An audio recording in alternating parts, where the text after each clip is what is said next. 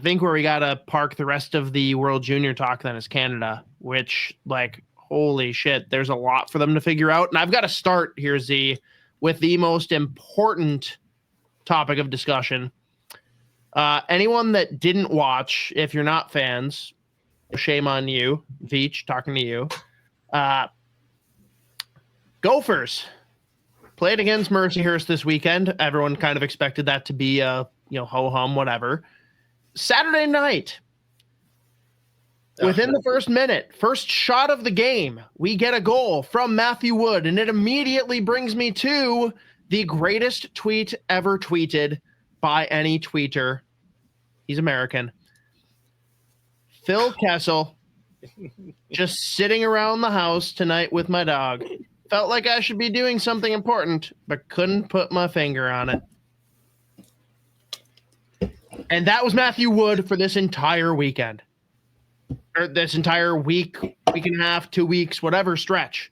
Like, how does he and Riley Height get left off of a team that fell so far short of scoring goals? Oh, not to mention Beckett Seneca, Tija Ginla. Oh, wait. Tija Ginla's, yeah. I mean, he's hurt, whatever. He wasn't going to be on to begin. Michael Misa, Carter Yakimchuk, Zane Parak, and Yakimchuk is liking all of the Latvia posts on Instagram, which is incredible. Z, have we broken Canada? The first thing I have to say about this whole performance is I think, unfortunately, because of highly touted this player is, the fact that he's a Toronto Maple Leafs draft pick and he's been so fucking good in his draft year, but especially in the past year and a half, it is so unfair to fucking rip Easton Cowan apart. So every year if Canada doesn't win gold, there's always going to be one scapegoat. This year, because they were so bad, at no point did Canada look like a gold medal team. We talked about this the day after they lose to Latvia, the shootout. You're like, oh, they're playing Germany. We should expect to be pissed off and put up 15 fucking goals. They looked like fucking shit in what was it, 4-0, I think, to Germany? And but again, it was it didn't even look like they should have blown them out. They just didn't show up. Unfortunately, Easton Cowan's taken the brunt of it, but it was just crazy how we all had questions about the roster construction, and then we're like, all right, but it's still this happens every year where there's some top guys that get left out. Because USA or Team Canada is always trying to build a projectable roster, and you can't just bring top 5 level picks every year and play them all 4 lines, whatever. But the fact that not only that, but then you just looked at the usage of where they were throwing these guys on the ice. Some of the guys are getting scratched game to game, and every decision they made was crazy. And then after the tournament, the fucking management throws the players under the bus. That's crazy. At no point did they question themselves. They didn't question the coaching. It was the players were put in the right position to succeed, and they didn't do it. And it's well, dude, Mateo's comment here too. This is awesome. The OHL posting videos throughout that day of Misa and Parak just they both were lighting it up. That's the thing. All these top dogs were just lighting it up. Can you explain, though, it was crazy to me and many others who are way smarter than me. Why did Rakoff and Martone never play together? They have been playing together in the OHL and putting up. And the thing was Carson Rakoff might be for people that aren't super familiar with draft in general, probably somewhat of a lesser known prospect, kind of just whatever. But he's been in the past. I think I tweeted out the stat recently, but it was he's right under, just barely under a goal per game in the OHL, a goal per game, even strength and the power play. They didn't put him on the power play. They started scratching him. And then when him and Martone did play, by the way, Martone gets scratched in one of those games. Right. They never play together. And who scored when they played Czechia in the semis? Who scores the game-tying goal? Porter Martone. How many minutes does he get that night? 12? And then Gavin McKenna, probably your best player, your highest ceiling player. He plays 12, 13, 14 minutes every fucking game. It's just crazy. So at no point did they have the right roster, probably. But like even then, like they were still good enough to win.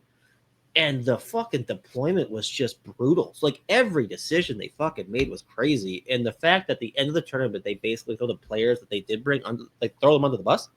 That's like, what are we fucking doing here? Like, it's just crazy. But I would again emphasize the fact Cowan is getting way, way, way fucking too much hate. Like it, like way. And it's like this always happens. He didn't play well, but it's still way over the top. Yeah. They had plenty of fucking problems. Yeah. Their highest scorer was Bradley Nadeau. And he didn't even scratch the top 30. And that was before they were eliminated with more games to go. Like, it's bad all around. Now, my question to you is there a solution, or is Canada just on the downward spiral? Because I've got a proposal. Oh, well, all they have to do is, like, they can still... Like, there's so many fucking good players still that they can build a doesn't matter. They still have to pick projectable four line. That's what I mean. It's all about like picking the right players. Like, but they're still like they can make the decisions that probably everyone thought they should have, but still build a projectable four line team. But like going back to like height and Wood, I honestly like I think I said this at the time. I wasn't like overly shocked that either one of them made the fucking team. Like, because the type of players they want to throw in there? Their teams, or because you didn't think they belonged? No, because the way they choose the teams. Well, right, but so the point is, why are they choosing the team that way? Yeah, no, they galaxy brain it every time. It's just like it's worked historically for the past. Like, how has Wood been on the team the last 2 years, and then now so the same thing he's with even Lambos. more developed? like we've seen it. I mean, we've seen this before. Like it's just like again, and the one thing that they deviated from was the fact that they brought more like draft guys. Like they brought McKenna, who's eligible in 26. Then they brought Schaefer, which god damn it. They brought Martone. So they brought like 3 guys that haven't been drafted. They brought 2 17-year-olds and a 16-year-old. Well, actually, I guess McKenna turned 17 like a couple days before the tournament, whatever. He's a late 07 or 06. No, 07. But like they didn't use them other than Schaefer. And Schaefer gets hurt against Lafayette 2 games. He looked, by the way, he looked so fucking good too. He did. Holy fucking we'll get to that later. Their offense from the back end completely eviscerated once he was injured. Once he was done, they were like, what are we going to do? Well, they left Yakimchuk and Parak at home. Weird. So here's my proposal, and it's going to seem kind of crazy. It's probably a bit of a stretch, but I'm going to say, what if you took like all the best players in the country, right? And you form like this kind of like academy of sorts. Call it like a development program. Oh, and you bring these players together earlier, build some chemistry, start weeding in and out the right players, at an earlier age, and really just prime yourself to kind of pluck then, maybe you pull a guy like a Riley Height who's sick and plug him in along with this academy of great players. And I don't know, it's unheard of and it's kind of unprecedented, but you could really use that team to develop and prime for the future who might land on a Team Canada for a World Juniors competition. I would call it like an acronym like CANTDP, something like that. So I'm going to talk about this in this week's Fellowship of the Rink. My hot take, another one that's going to go into the show, is that Canada in the next 5 years will implement a development program similar to the US. Now, there's going to be caveats because it is different in Canada, undoubtedly. Bigger pool, very different landscape of hockey. But let's go back to an interview that if anyone hasn't checked out yet, we sat down with Brody Zemer, Oliver Moore, and Matthew Wood leading into the World Juniors. And what did he say? He just knows, like he just has it. Like he's can't develop. That's too good. All right, that's mean. All right, moving past that, it's Matthew Wood. I asked him as like a setup question. I was like, how weird is it that the US guys have this like development program and that's like where all of the US kids come from? He's like, I think it's fucking sick. Like, I wish Canada had something like that. And Oliver Moore looks over to him. He's like, good answer. But like straight up, Canada could implement this and it could work well. And the US has shown that they have built the best pipeline and development program to build their young players. And I think in Canada, it'd be a little different in the sense that you'd want it to be 1 or 2 years younger than what's in the US. You could almost replace exceptional status with, hey, the best kids that aren't eligible yet for CHL competition play here. They play largely in the BCHL, which guess what? That could save the BCHL. That could save the BCHL, who is about to be decimated by the inclusion of CHL teams in college hockey, because BCHL was the feeder program from Canada into college hockey.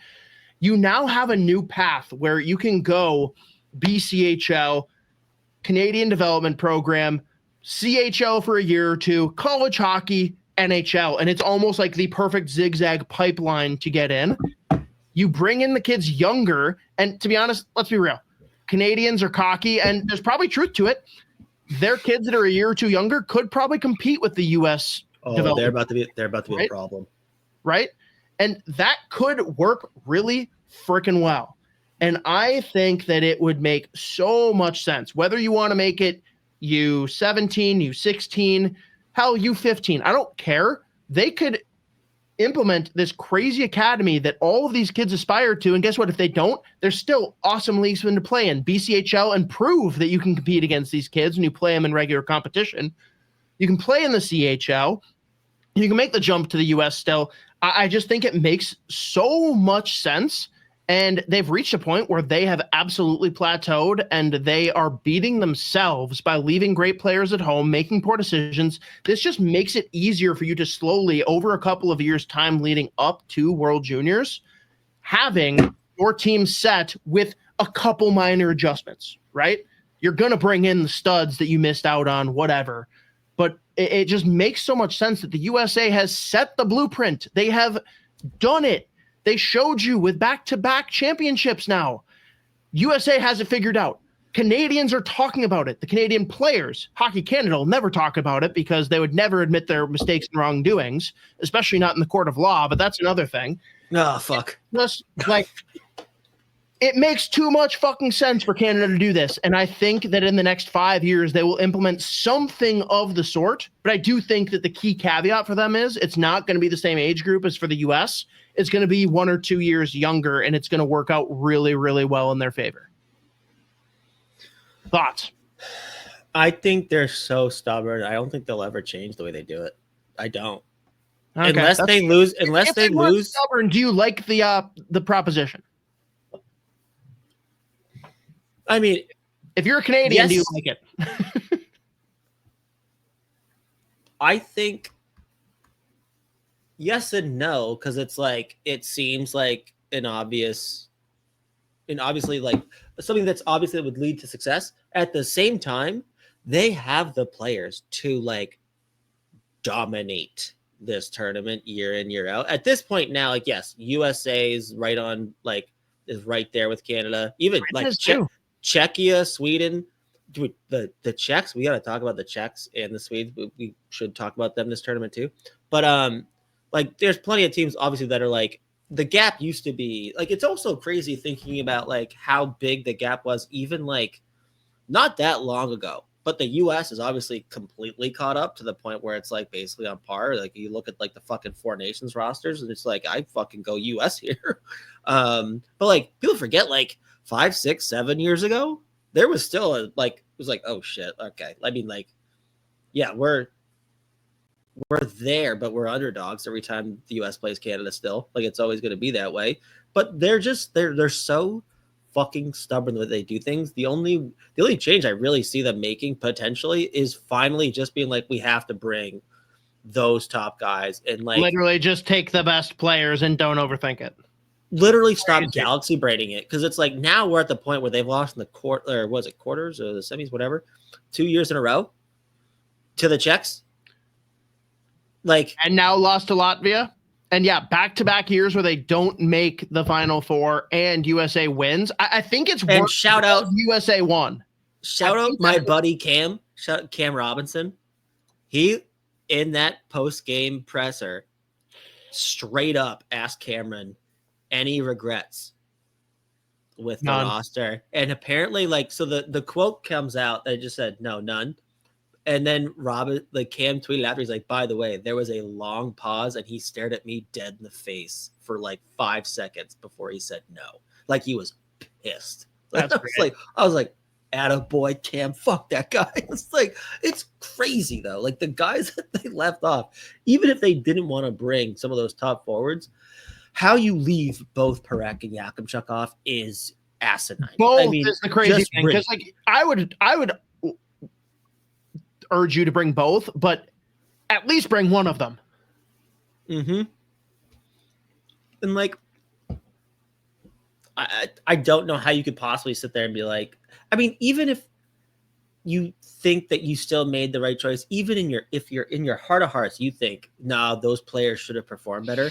How you don't at least say, listen, we brought a team that we thought was good enough to win.